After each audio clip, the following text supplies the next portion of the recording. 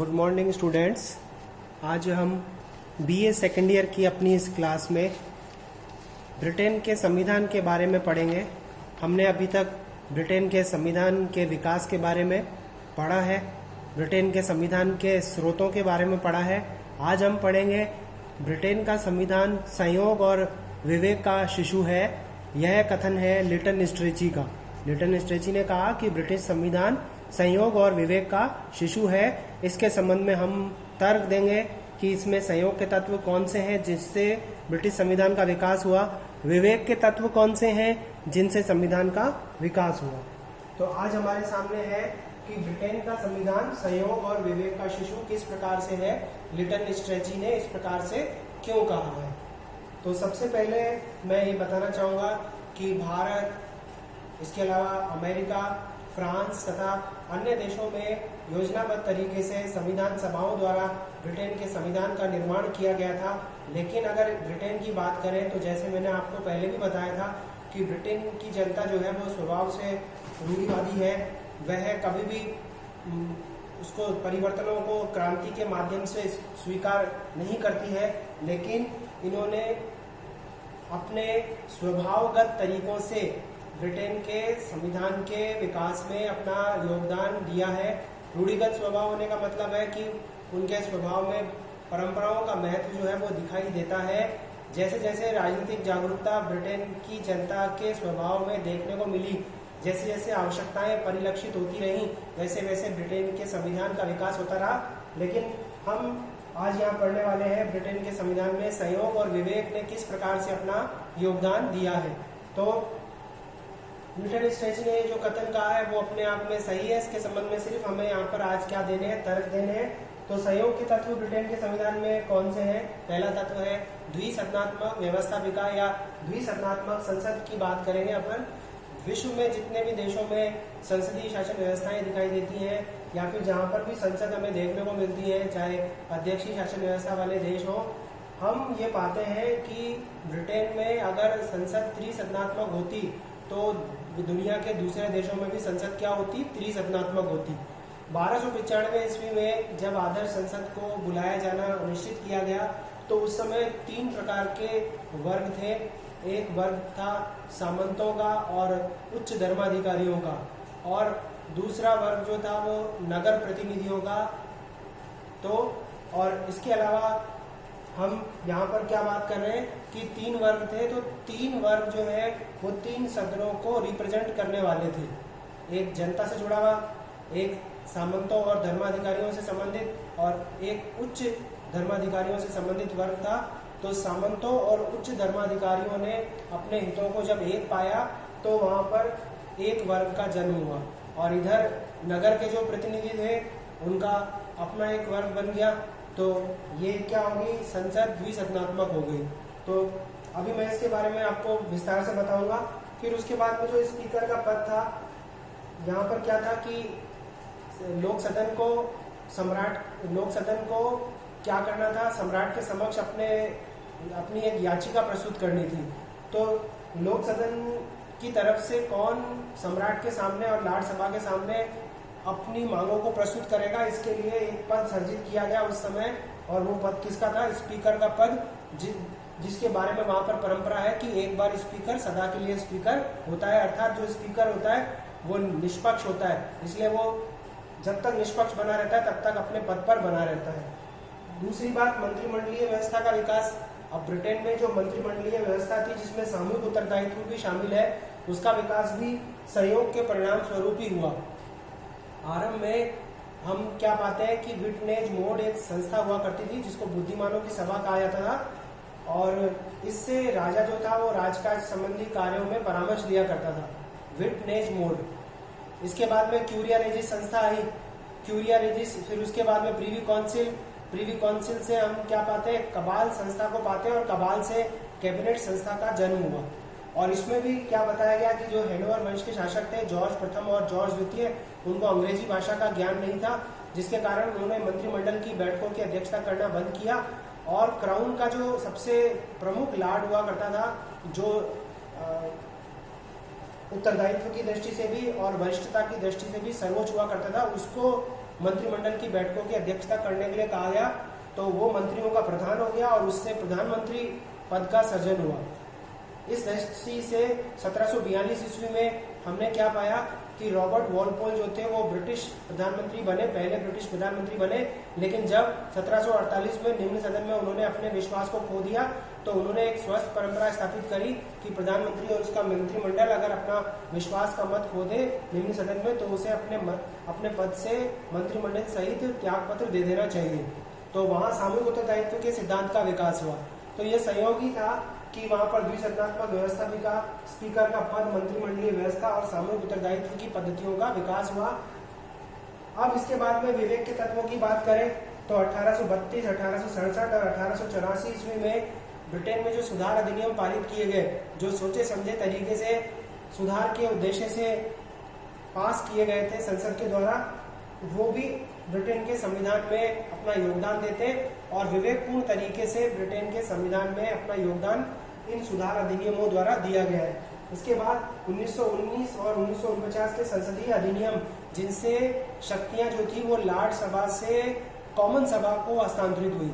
यानी पहले जब 1688 की गौरवपूर्ण क्रांति हुई तो राजा क्या था, इंग्लैंड को छोड़कर भाग गया था, फ्रांस चला गया था और शांतिपूर्ण तरीके से सत्ता का परिवर्तन हो गया। विलियम तृतीय जो था वो शासक हुआ और उससे 1689 का अधिकार पत्र जो था वो संसद द्वारा पारित करा लिया गया और राजा जो था वो संसद की अधीनता में आ गया। लेकिन वहां पर लॉर्ड सभा को उस समय उच्च सदन को शक्तियां प्राप्त थी, लेकिन धीरे धीरे ये शक्तियां जो थी वो 1911 और 1949 के संसदीय अधिनियमों द्वारा कॉमन सभा को या लोक सदन को हस्तांतरित कर दी गई। तो ये सोचे विचारे हुए तरीके से हुआ, इसलिए कहते हैं कि विवेक का तत्व है, इससे ब्रिटेन के संविधान का विकास हुआ। और ये भी पाते हैं कि गौरवपूर्ण क्रांति से ही हम ये मान सकते हैं कि निरंकुश राजतंत्र से संवैधानिक राजतंत्र का जन्म हुआ और फिर हम उससे व्यवहार में लोकतंत्र की ओर बढ़े। मतलब राजा अब वहां पर कभी भी राजकार्य में बाधा नहीं डालता, वो प्रतीक बना हुआ है, वहां पर जनता उसका सम्मान करती है। निरंकुश राजतंत्र से संवैधानिक राजतंत्र की ओर बढ़े, राजा नाम मात्र का या संवैधानिक प्रमुख है, वास्तविक सत्ता जो है वो प्रधानमंत्री और उसके मंत्रिमंडल में होती है। तो व्यवहार सैद्धांतिक रूप से राजतंत्रात्मक व्यवस्था और व्यवहार में कौन सी व्यवस्था है, लोकतंत्रात्मक व्यवस्था। तो राजतंत्र और लोकतंत्र का मिश्रण हमें ब्रिटेन में देखने को मिलता है। तो ये कुछ प्रमुख तत्व थे जिनके बारे में न्यूटन स्ट्रेचिंग यहाँ बताना चाहता था कि ब्रिटिश संविधान सहयोग और विवेक का शिशु है। अब थोड़ा सा इसको अपन डिस्क्राइब कर लेते हैं। द्विसदनात्मक व्यवस्थापिका यह विश्व को बहुत महत्वपूर्ण देन है। द्विसदनात्मक व्यवस्थापिका का विचार ब्रिटिश संविधान से ही लिया गया, लेकिन योजनाबद्ध तरीके से या सोच विचार करके द्विसदनात्मक व्यवस्थापिका का निर्माण नहीं हुआ। इसमें सहयोग ने काम किया। यह सहयोगी था कि त्रिसदनात्मक व्यवस्थापिका की जगह द्विसदनात्मक व्यवस्थापिका का गठन हुआ 13वीं सदी में, जब ब्रिटेन का राजकोष खाली हो गया। अब आप ध्यान दीजिए कि 13वीं सदी में जब ब्रिटेन का राजकोष खाली हो गया तो ऐसी स्थिति में करों को इकट्ठा करके राजकोष भरने के लिए 1295 में ब्रिटिश सम्राट एडवर्ड प्रथम ने प्रथम आदर्श संसद का गठन किया। एडवर्ड प्रथम ने पहली आदर्श संसद का गठन किया और किसके लिए किया कि राजकोष खाली हो गया था और वो करों को इकट्ठा करना चाहता था, इसलिए उसने संसद को आहूत किया, जिसको आदर्श संसद कहते हैं, जिसमें 3 वर्गों को बुलाया गया, सामंत वर्ग, धर्माधिकारी वर्ग, नगरों के प्रतिनिधि को बुलाने का निश्चित किया गया। यह मॉडर्न पार्लियामेंट थी। सामंतों, जिसको कि बैरन कहा जाता है, सामंतों को क्या कहा जाता है, बैरन। प्रदेशों को वहां पर क्या कहा जाता है, शायर कहा जाता है। जैसे एक स्टेट है काउंटी क्रिकेट में लंकाशायर का नाम हमने सुना होगा, तो शायर का मतलब वहां पर प्रदेश से, बैरन का मतलब वहां पर सामंतों से।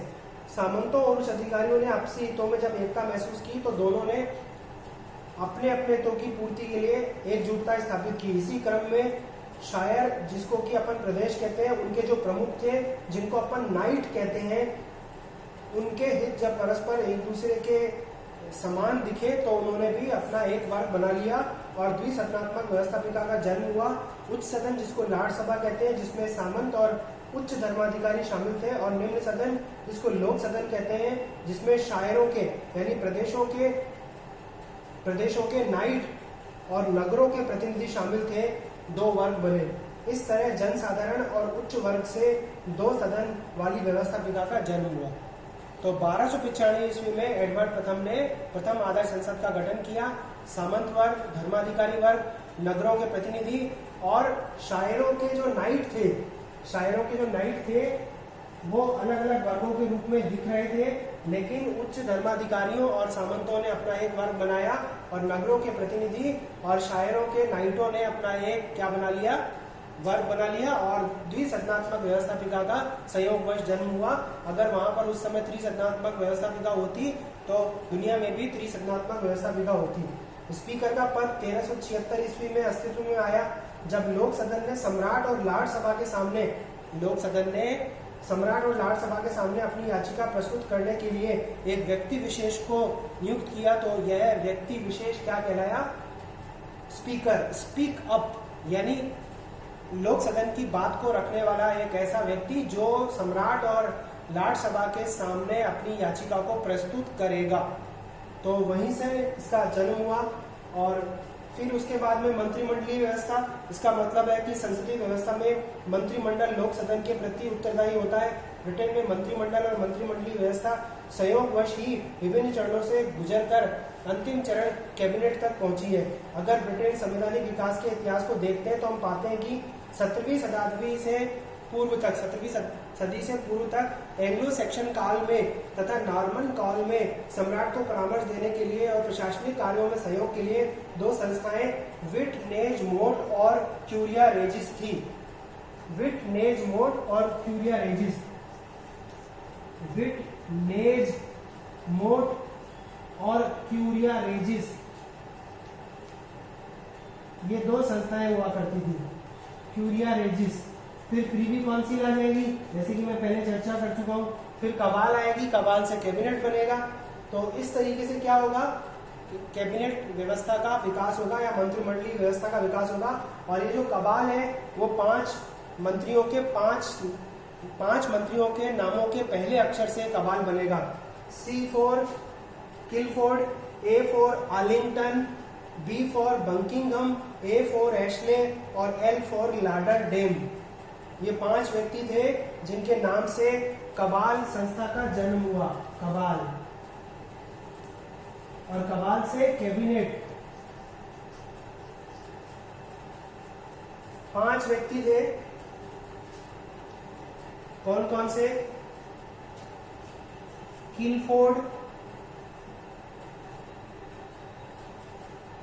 किलफोर्ड के बाद आर्लिंगटन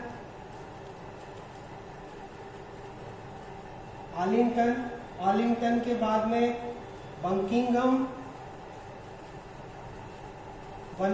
से एशले,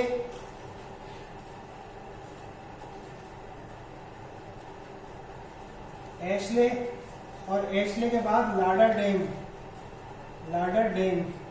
ये L, ये A, ये B और ये A और ये C, CABAL, cabal. Clifford, Arlington, Buckingham, Ashley और Lauderdale. C Clifford, A Arlington, B Buckingham, A Ashley और L लाडरडेम। तो इस तरीके से हम देखते हैं कि वहां पर मंत्रिमंडलीय व्यवस्था और सामूहिक उत्तरदायित्व के सिद्धांत का जन्म हुआ, और जिसके बारे में मैंने आपको कहा था कि 1742 में ब्रिटिश प्रधानमंत्री वॉलपोल हुए, और वॉलपोल ने जब अपना लोक सदन में बहुमत खोया तो उन्होंने अपने पद से त्याग पत्र दे दिया और सामूहिक उत्तरदायित्व की पद्धति का भी जन्म हुआ। निरंकुश राजतंत्र से किसकी ओर बढ़े, संवैधानिक राजतंत्र, और वहां से हम व्यवहार में संसदीय व्यवस्था या लोकतंत्रात्मक व्यवस्था की ओर आगे बढ़े। तो यहाँ पर हमने क्या पढ़ा आज कि लिटन स्ट्रेसी का ये कथन बिल्कुल सही है कि ब्रिटिश संविधान संयोग और विवेक का शिशु है।